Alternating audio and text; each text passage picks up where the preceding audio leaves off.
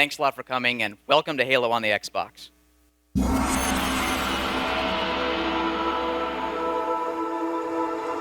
What's up, Meta Nerds? This breakdown of the Banshee will cover how it works and the complete history going back to the ancient Sangheli uses up to the Covenant and Banished. 14 versions in total, and we'll be using every resource available.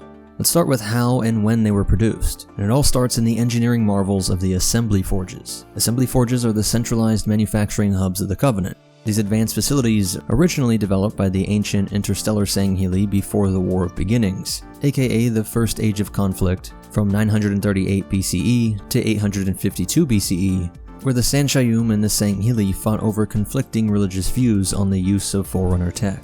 These early versions made by the Sangheli had issues that stemmed from imperfect attempts to reverse engineer the assembly vats of the Forerunners. These early versions made by the Sangheli had issues that stemmed from imperfect attempts to reverse engineer the assembler vats of the Forerunners. But eventually they mastered this, and for 3 millennia, the Covenant Empire relied on these forges, especially the largest and most sophisticated ones located on the capital city station High Charity, and these became crucial in maintaining the dominance of the Covenant Empire. Following the Great Schism in 2552 and the subsequent loss of High Charity to the Flood, these assembly forges have become highly valuable and fiercely contested resources among the Covenant splinter groups. They operate using advanced nanotechnology. The forges utilize clouds of programmable nanomachines that were supplied with raw materials and design templates, known as design patterns. The nanomachines then meticulously assemble items piece by piece from scratch. This process more resembles growing items than manufacturing them, with sub-assemblies formed from nanocomposite materials, and larger components integrated wholesale. As a result, Covenant tech often features an exterior shell of nanolaminate, characterized by curvilinear organic contours and an iridescent sheen. These sophisticated manufacturing methods allowed the Covenant Empire to prioritize custom-built and modified designs over rigid standardization and mass production.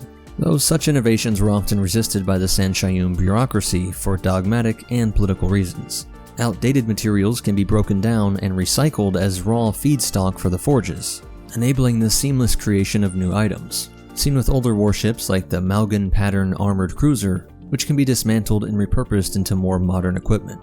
The creation and maintenance of design patterns are handled by artisan engineers, typically Sangheli or Sanshayum, whose work results from millennia of study and reverse engineering Forerunner artifacts by Covenant clergy artificers. Due to their ubiquity, assembly forges manufacture almost all materials in Covenant life, from small-scale weapons, vehicles, and shuttles to massive starships. Even energy swords, while most are manufactured in assembly forges, can have custom designs commissioned for construction by dedicated Sangheli blade masters. And the forges are categorized based on their size and are split into 3 known types. Primary assembly forges are the expansive manufacturing forges and refineries like the one we see in High Charity, and are considered the greatest and most capable within the Empire. This forge in High Charity was said to have been working for thousands of years, non-stop pumping out countless supplies for the Covenant.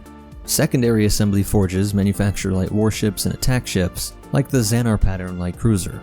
Tertiary assembly forges are used for manufacturing space fighters, dropships, small arms, vehicles, and other equipment, and some could be built aboard vessels like the Majourn pattern agricultural support ship. Some larger Covenant carriers may have several of these small assembly forges, acting like an advanced 3D printer for just about everything you could think of.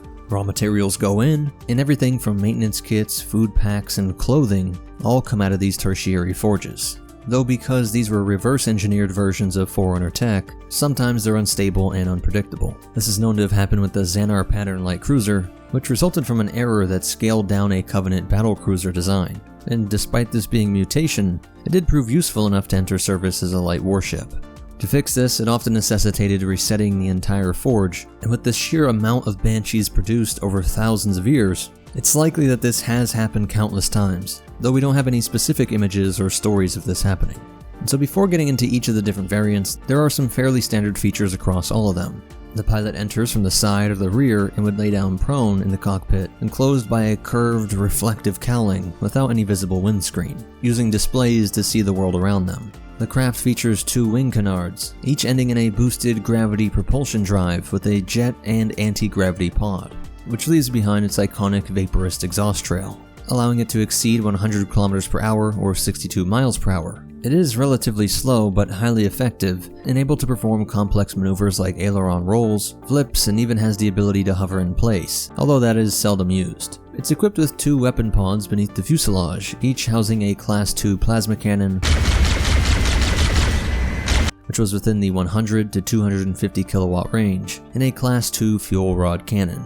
The plasma cannons are lethal to infantry, capable of instantly killing lightly armored targets, while armored targets like the M808 Scorpion can withstand only a few bolts before destruction, while of course a direct hit from a fuel rod cannon is almost invariably fatal even to the heaviest armored troops. Repeating plasma cannons with a higher rate of fire can be installed at the front of the anti-gravity pods, and we'll see the heavier Class 3 fuel rods used by the Anti-Air Wraith and Banshee, which have greater range and heat signature tracking capability, while the Seraph is also equipped with 4 fuel rod cannons and capable of locking onto air targets. But let's go back to the earliest version around 35 centuries before the Battle of Installation 04. Circa 1000 BCE, the Kizo Yaasabu pattern, which translates to Obsidian Wing, was a stealth infiltrator strike craft. This early, it already has an active camouflage system and sensor baffles to remain invisible to the naked eye and radar, and was primarily used by the Covenant Special Forces units for stealth operations. These were a crucial aspect to their inquisitorial operations, as they recovered relics from alien races and came to incorporate others into the Covenant. But this was based on the even earlier, perhaps by thousands of years, the Ustet Skelm, inspired by the predatory and voracious Skelm piloted by the Sky Chevalier orders. The Ustet Skelm was considered to be unreliable and slow, at least compared with its descendants. The original Sky Chevaliers flew upon the backs of their Skelm, with similar air of honor and chivalry attached to human knights and their horse mounts. And you can see the obvious similarity in looks between the Skelm and Banshee, though these animal mounts were later replaced after the advent of Sangheli industrialism, with the first mechanical iteration in the form of the piston-driven warbirds. The signing of the Writ of Union at the close of the war beginnings saw the Sangheli species incorporated into the newly formed Covenant Empire, beginning a decline in the Order's honor under the rigid structures of the Sanshayun, though they were never actively stamped out under the Covenant regime. The Empire's collapse in the 26th century has seen a revival of the Sky Chevaliers, as the ascetic and zealot orders have increased in power and wealth. And so the earliest equivalents of the Banshee were smooth, elegantly contoured combat flyers, these Utet Skellen, which were often dedicated to ceremonial roles, with the wing shape being made from animal skins or plant fibers, and you would lay down in them just like with human gliders, and just like how the ancient Chevaliers would have laid down on top of the Skellen. With that being turned into the combat machine of the Kizu Yasabu, they would further develop the Sitar pattern multi-role Overwatch survey craft, an amphibious variant that was used as security for Ocean Covenant installations and during deep-sea artifact retrieval missions on alien worlds. Jumping forward thousands of years to the 2500 CE and likely passing over countless iterations that were lost to time, as well as monstrous, malfunctioning Forge versions, we have the first Banshee to be met by humanity, the Ogal pattern attack flyer, or as the UNSC type classification has it, the Type 26A ground support craft. It was first encountered on the human colony World Harvest, and quickly got the nickname the Banshee as a reference to the female spirit in Celtic mythology, that gives a blood-curdling wail that if heard by one, meant they were destined to die shortly after. The high-pitched sound made by these craft, especially when pulling off its tight maneuvers, created this unique sound that would strike fear into anyone who heard it. And we must always remember that as we most often see this universe through the eyes of Master Chief, to the average citizen and even hardened Marine, these Banshee were nearly indestructible, incredibly fast and agile, delivering a fuel rod that could kill you even behind cover, or disintegrate you and friends on the open field with surgical precision. The cruel call of the Banshee ringing out over the battlefield was a promise of inescapable death, just like the myths of old. At a length of 5.6 meters or 18 feet 4 inches, it was only 4 feet longer than the Ghost. And at a height of 3.3 meters or 10 feet 10 inches, it was a bit more than twice the Ghost's height, while being 6.8 meters or 22 feet 4 inches wide, about twice as wide as the Ghost, or about 4 feet shorter than the Scorpion. It weighed 2.5 metric tons, which is about twice the weight of a Honda Civic, but nothing close to the roughly 18 tons for a modern fighter jet. Now this would spawn a variant, the Drelak, dubbed the Heretic Banshee for being most well known for its use by the faction led by Stessa Rafumi, who would be executed by Arbiter Vadami. These models worked in a boosted propulsion device and aftermarket energy shielding system likely put in by these heretics, and some of them removed the cowlings to reveal the glowing blue lights and internal parts of these Forerunner-derived internal components. The Ispalox pattern attack flyer, or Type 26B, was its successor, and would stand to be one of the sleekest, in contrast to its Algol pattern and Int pattern counterparts. Type 26B boasts an enclosed canopy with a distinct shape, featuring a sweeping design that curves upward towards the rear, and its wings are split and lack the characteristic anti-gravity pod found on the A and C models. At the rear, the craft is equipped with two control valances that pivot to enable exceptionally sharp turns. The 26B was designed for planetary atmosphere operations, typically flying at altitudes of 300 meters or 980 feet, though usually lower to maximize its drive system's effectiveness and evade enemy air defenses, though it can reach altitudes of up to 2,500 meters or 8,200 feet, with minimal loss of performance, and some accounts say it's even capable of reaching orbit, albeit at a very slow pace.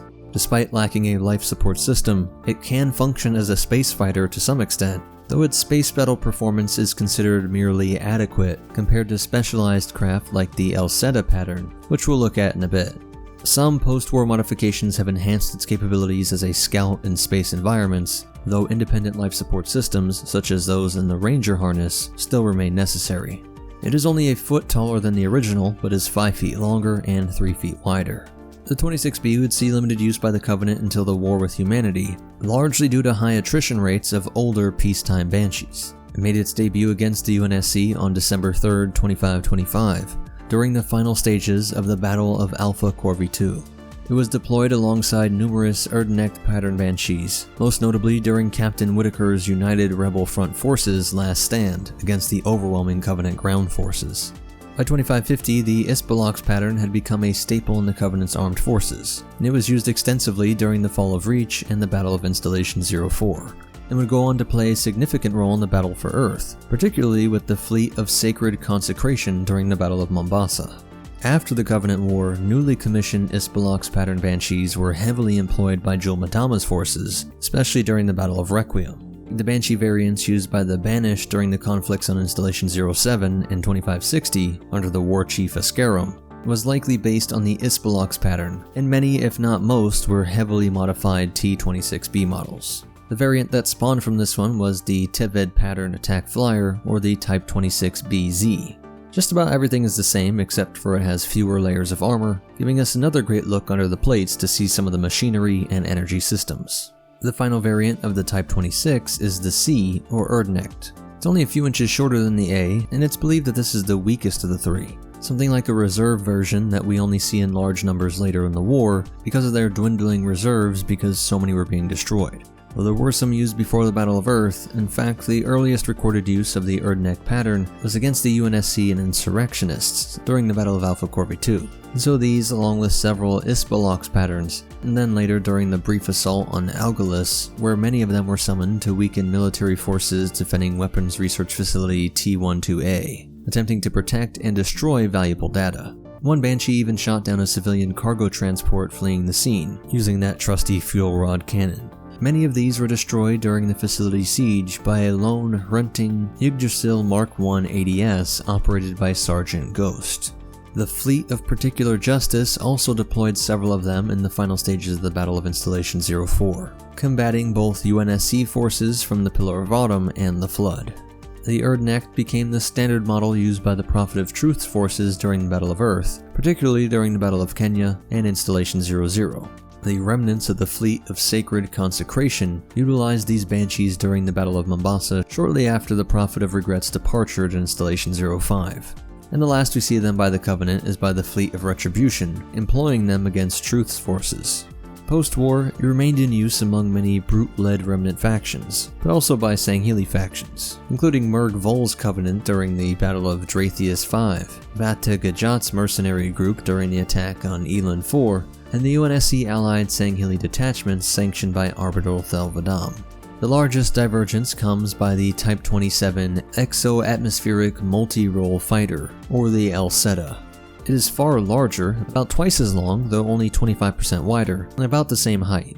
Most of that length is in the tail portion and longer cannons up front that are two heavy plasma cannons, and it keeps a single fuel rod cannon in between. Its forward-swept canards and strategically placed impulse engines enhance maneuverability in zero-gravity environments. The craft also has extended tail stabilizers that help reduce turbulence during atmospheric transitions and docking. Unlike standard models, the Alceta pattern boasts an enclosed, vacuum-sealed cockpit with integrated antennas for communication, and so is purpose-made to excel in space combat, as well as any atmosphere no matter how inhospitable. Inside the cockpit, the pilot has access to a wide-angle view screen and a sophisticated instrument console, with holographic readout panels for monitoring various systems, including the impulse drive. Piloting the Banshee involves spherical control grips on either side of the view screen, and the pilot lays on a cushioned bed and is secured by a stability harness across their sides and hips. When its impulse drive is fully activated, the control panel glows amber, and in a landed position, the pilot can make the Banshee hover a meter off the ground by sliding their palms forward on the control grips. Pushing the grips forward propels the craft, while tapping the undersides fire the plasma cannons. Sliding hands to the back of the grips initiate a climb, raising the nose and lowering the tail stabilizers, though it is highly vulnerable to the electromagnetic pulses from human nuclear weapons, which can leave it incapacitated and stranded in space without any means of communication. A very practical feature is that it can be mounted on hangar walls, in the undersides of Covenant warships' hulls. These versatile craft excel against stationary weapon emplacements, EVA-equipped infantry, and in reconnaissance missions. Their true strength, however, lies in high-volume deployments. When launched en masse, Alceta pattern Banshees can overwhelm heavier fighters like the GA-TL-1 Longsword Interceptor, as well as escort ships such as cruisers and frigates. While the Seraph served as the Covenant's primary fighter for ship-to-ship combat, the Alceta pattern Banshee provided crucial screening and support roles, often tipping the scales in favor of Covenant forces during battles. It was first encountered by the UNSC before March 5, 2526, when Spartan IIs captured 5 fighters from the frigate Radiant Arrow. Before Dr. Catherine Halsey could properly inspect and document them, Blue Team utilized these fighters during a mission to destroy Covenant munition carriers above Adelon. During this battle, the fleet of Inexorable Obedience deployed additional Alceta patterns in order to defend their logistics fleet. Many of them played a role in the Covenant's attacks on the Epsilon Eridani fleet and orbital stations over Reach during the invasion, especially during Operation Uppercut. Squadrons of these Banshees, along with more powerful Morsum pattern Seraphs, were used to assault the UNSC refit station Anchor 9, and later to defend the corvette Ardent Prayer from the UNSC borders. At the start of the Battle of Installation 04, as the UNSC Pillar of Autumn was boarded by Covenant forces, coming from the Fleet of Particular Justice, Alceta pattern Banshees and Morsum pattern Seraphs were deployed to attack the cruiser. The ODSTs of Fireteam Raven managed to activate the ship's M910 Rampart point defense network, inflicting heavy casualties on the attacking Banshees and Seraphs.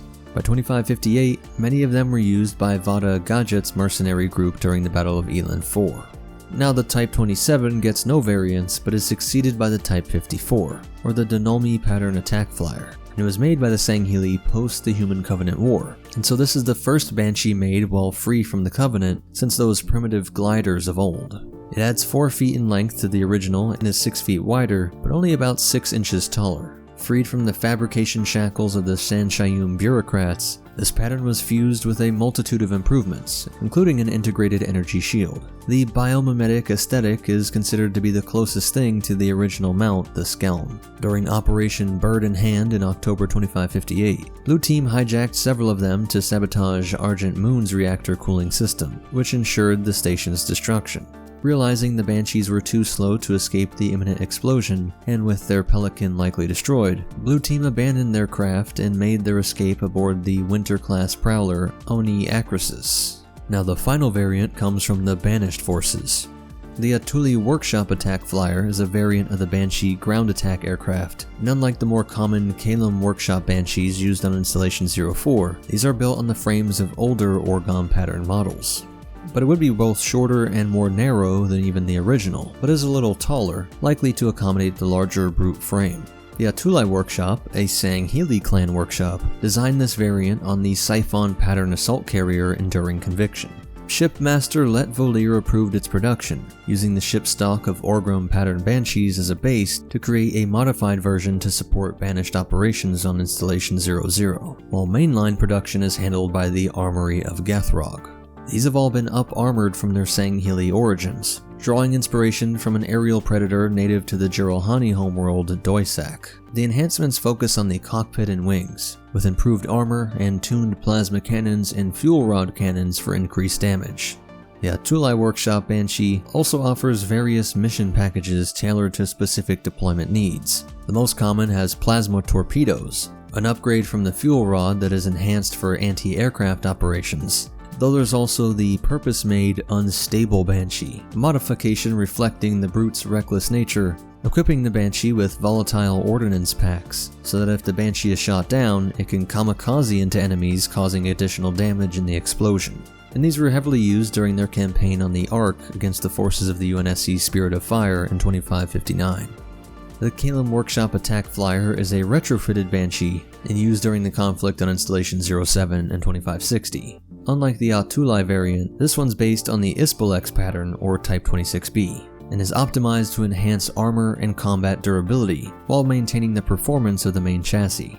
They achieve this by adding thick metal plates across the cockpit, front, and wings, while boosting the aerodynamic efficiency of the original Ispelex. This sleeker profile and long tail design reduce drag, improving overall top speed and allowing the Banshee to function as an interceptor when needed. Though despite its increased length and width, it remains similar in height to the original model. And so that's it for the breakdown of all the different variants across all these thousands of years. As for behind the scenes facts, there surprisingly isn't much, but there's a ton of fascinating concept art that shows how this iconic craft came to life, which would come to be one of the most unique and memorable vehicles in all of video game history. And these renders are from as early as 1999, back when Halo was still envisioned as a third-person game. It's really nice not to be showing you a movie today, and although it makes me very nervous to actually play this for you, I am going to be playing Halo in the flesh on the Xbox. On behalf of the whole Halo team, thanks a lot for coming, and welcome to Halo on the Xbox.